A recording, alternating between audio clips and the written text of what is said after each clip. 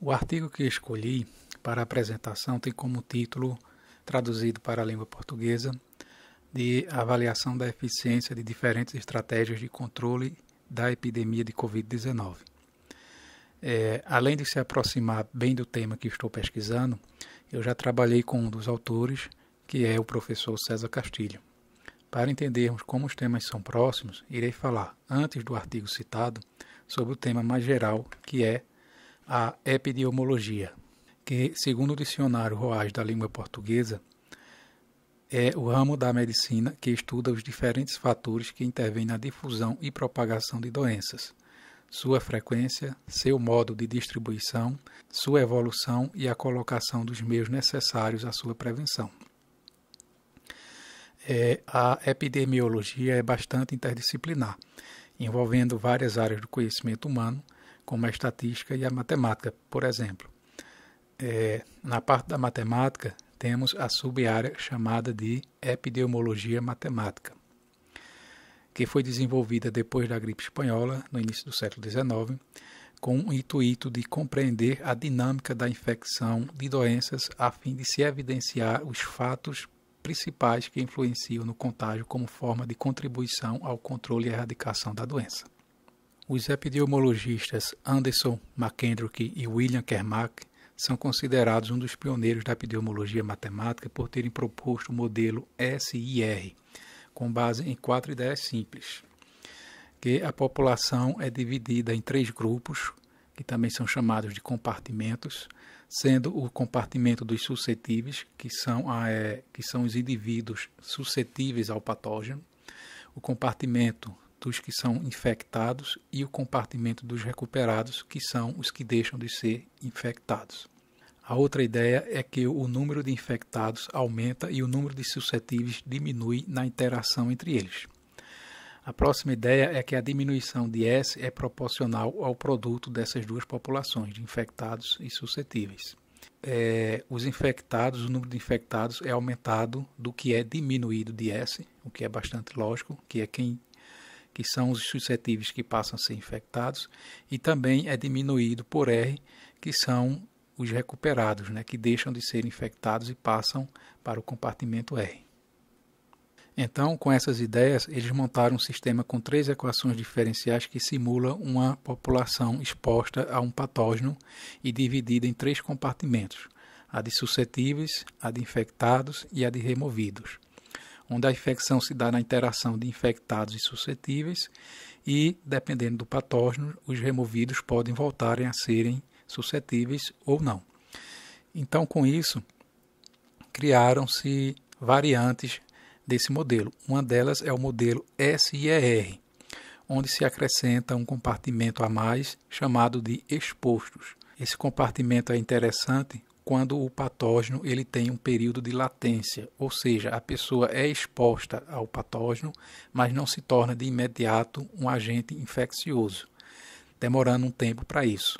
Então, do contato entre suscetível e infectado, surgem os expostos, que depois de um certo tempo se tornam infecciosos, e depois de um certo tempo se recuperam vindo para o compartimento dos removidos.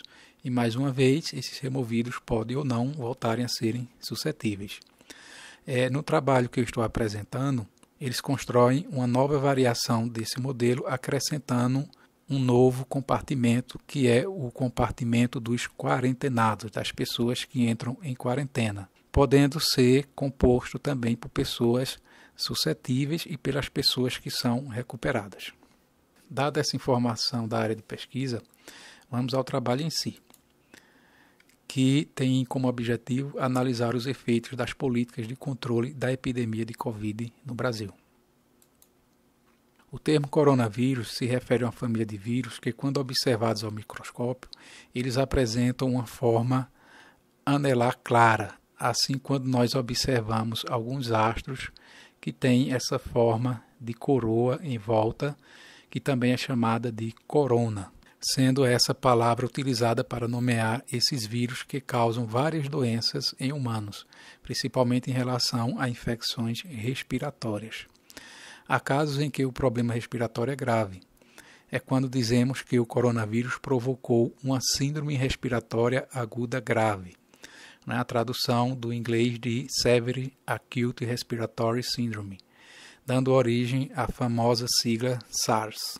Então, dada a sigla de síndrome respiratória aguda grave, a abreviação de coronavírus e o algarismo 2 aqui, então esse foi o nome escolhido para o vírus que causa a doença Covid-19.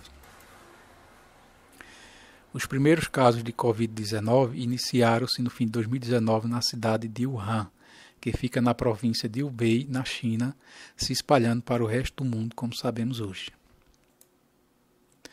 No dia 11 de março, observando o poder de infecção dos vírus e o número de casos que se iniciavam em vários países, a Organização Mundial de Saúde declara estado de pandemia mundial para a doença Covid-19. Por exemplo, nessa mesma data no Brasil, nós tínhamos 69 casos confirmados. Hoje, são mais de 4 milhões de casos. Como falei no início, os autores adaptaram o modelo SIER, mas além disso, eles dividiram a população em classes etárias, sendo a classe 1 representando as pessoas de 0 a 19 anos, a classe 2 representando pessoas de 20 a 59 anos e a classe 3 representando pessoas de 60 a 100 anos. Essa divisão ela foi escolhida por duas razões principais. Primeiro, a porcentagem da população de cada uma dessas classes, que difere bastante, principalmente para a classe mais idosa. E também por conta da taxa de mortalidade, que vai aumentando de acordo com a idade, de cada classe. Assim, eles criaram 3 modelos, um para cada classe, considerando as interações entre as classes. Da seguinte maneira, por exemplo, um jovem suscetível, uma pessoa de 0 a 19 anos, ela pode ter um contato com uma pessoa infectada da mesma classe, ou então da classe 2, ou então da classe 3. Isso acontece para os suscetíveis de qualquer uma das classes. Assim, eles montam um sistema de 15 equações diferenciais. Nessa parte da direita, temos as equações dos suscetíveis para a classe 1, 2 e 3. Nessas equações aqui é considerada a interação dos suscetíveis entre os infectados em todas as classes. Por exemplo, um suscetível da classe 1, ele tem contato com o infectado da própria classe 1, ou da classe 2, ou da classe 3. Um suscetível da classe 2, ele vai ter um contato com os infectados da classe 1, da classe 2 e da classe 3. E o mesmo acontece para os suscetíveis da classe 3. Aqui do lado direito, temos um conjunto de 12 equações diferenciais, onde cada uma delas são descritas para cada classe de acordo com o índice I aqui, representando a classe 1, 2 e 3. Então, temos aqui as equações dos quarentenados, dos expostos, dos infectados e dos removidos para cada classe.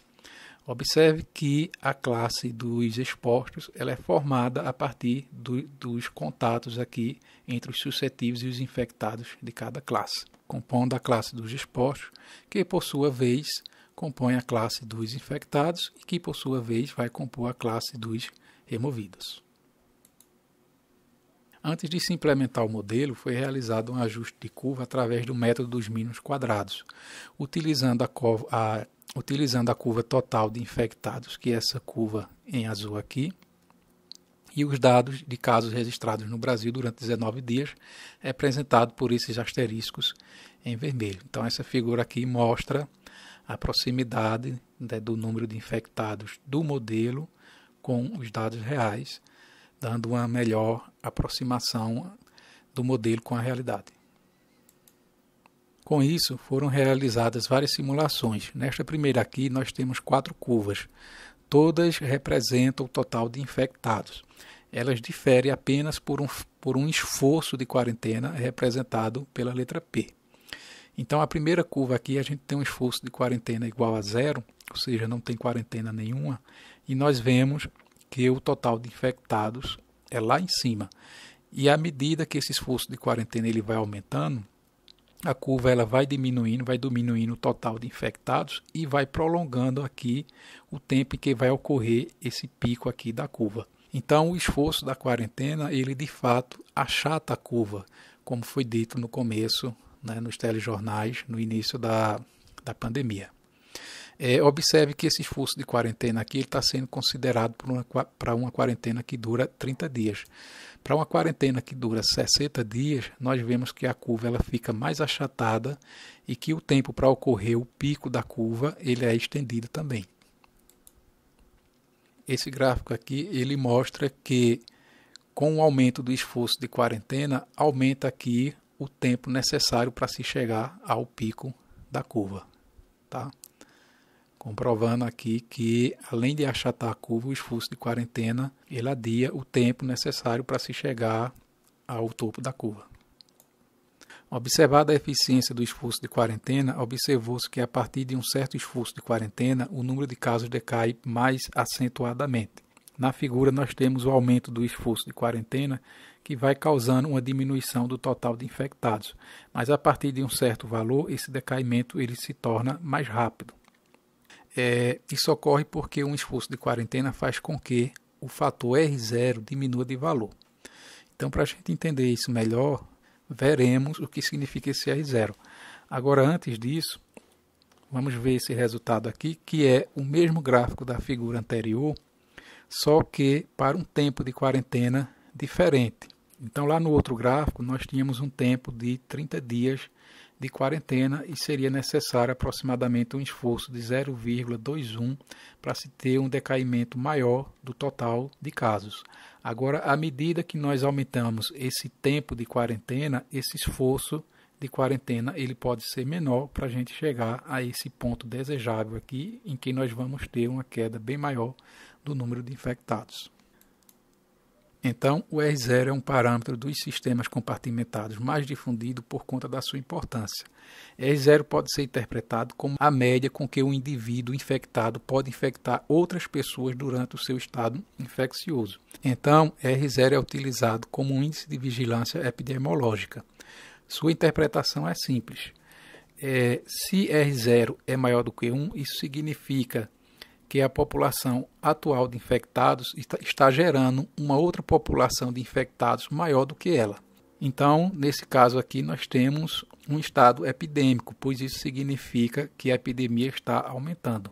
É como se nós estivéssemos subindo a curva.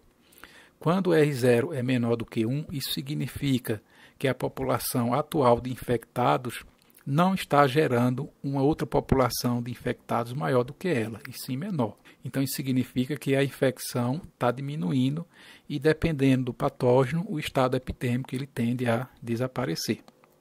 Existem algumas maneiras de se calcular esse R0 e os autores escolheram o método da matriz da próxima geração. Sendo assim, os autores realizaram simulações para verificar o quanto o valor de R pode ser diminuído dentro de cada classe de acordo com alguns parâmetros. Ou seja, eles analisaram a sensibilidade de R0 em comparação com outros parâmetros. Nesse primeiro gráfico, se verifica que o aumento da taxa de recuperados surte mais efeitos de acordo com o valor de R0 na classe 1, que é essa linha em azul. Ou seja, um cuidado maior dos pacientes jovens influencia mais a contaminação em comparação com as outras duas classes. Ou seja, se houvesse um atendimento bem melhor, bem mais rápido em relação à classe jovem, nós teríamos um total de infectados menor. O segundo gráfico, ele mostra que um aumento da taxa com que os indivíduos expostos passam a ser infecciosos tem R0 aumentado mais na classe dos jovens, que é essa linha azul aqui. Então, de modo geral, esses dois resultados mostram que a classe mais sensível às taxas de recuperação e de infecção é a classe 1, a classe dos jovens de 0 a 19 anos. Aqui no primeiro gráfico, os autores verificaram a variação de R0 com o aumento das infecções dentro das classes. E observou-se que a classe mais afetada aqui, mais sensível à contaminação, é a classe dos adultos. Então a contaminação ela se dá mais entre adultos. E aqui nesse segundo gráfico considerou-se a infecção entre as classes. Da classe 1 para a classe 2, da classe 1 para a classe 3 e da classe 2 para a classe 3. E verificou-se que o R0 ele é mais sensível à infecção da classe 1 para a classe 2, ou seja, dos jovens de 0 a 19 anos para os adultos de 20 a 59 anos. Nós temos um poder de infecção bem maior. Observe que a infecção da classe 1 para a classe 2 é a mesma da classe 2 para a classe 1. E o mesmo acontece aqui nessas outras duas interações. Isso é bem lógico, porque se você tem X interações da classe 1 para a classe 2, então isso quer dizer que as interações da classe 2 para a classe 1 também é de X interações. Por último, foi estimado o número de óbitos total em função de 4 estratégias de esforços de quarentena. A primeira estratégia considera um esforço de quarentena igual para as 3 classes. A segunda estratégia considera um esforço maior na classe 3, sendo o dobro do esforço das outras 2 classes juntas, ou então o quádruplo em relação a cada uma delas. A estratégia 3 traz um esforço de quarentena maior na classe 1 e 2 e um esforço menor na classe 3. E a estratégia 4 traz um esforço maior na classe 2 e um esforço menor na classe 1 e 3, sendo o dobro em relação às 2 juntas. Os resultados, tanto para um esforço de quarentena igual a 0,3, como para um esforço de quarentena igual a 0,4, mostram que a estratégia 2 é a que melhor diminui o total de óbitos, que é essa linha azul aqui embaixo nos 2 gráficos. Lembrando que a estratégia 2 ela atribui um esforço de quarentena maior para a classe 3, sendo o dobro das 2 classes anteriores juntas ou quádruplo em relação a cada uma delas. Além disso, no início da pandemia, foi muito debatida a ideia de quarentena apenas para os idosos. Então, os autores resolveram simular o total de infectados, considerando uma quinta estratégia, que seria o esforço de quarentena concentrado apenas na classe 3 de idosos e considerando zero quarentena para as classes 1 e 2. E se observaram 2 resultados aqui que provam que essa não é uma boa estratégia. O primeiro resultado é esse resultado gráfico aqui, que mostra o total de infectados bem maior em relação à estratégia 2. Podendo provocar um colapso do sistema de saúde. E a segunda observação é que, dada a porcentagem da quantidade de pessoas na classe 3 aqui no Brasil, que é bem menor em relação à classe 1 e 2, então, concentrando um esforço de quarentena apenas na classe 3, de modo geral no sistema, isso faz com que o esforço global, digamos assim, ele caia para um valor menor do que 0,1. Mesmo esse esforço concentrado na classe 3, sendo igual a 0,3 ou 0,4, no geral ele vai diminuir para um valor abaixo de 0,1, se tornando um esforço de quarentena muito pequeno, surtindo pouco efeito no achatamento da curva. Esses foram os resultados apresentados e as conclusões foram que existe um esforço de isolamento social que, a partir dele, a quantidade de infectados diminui consideravelmente.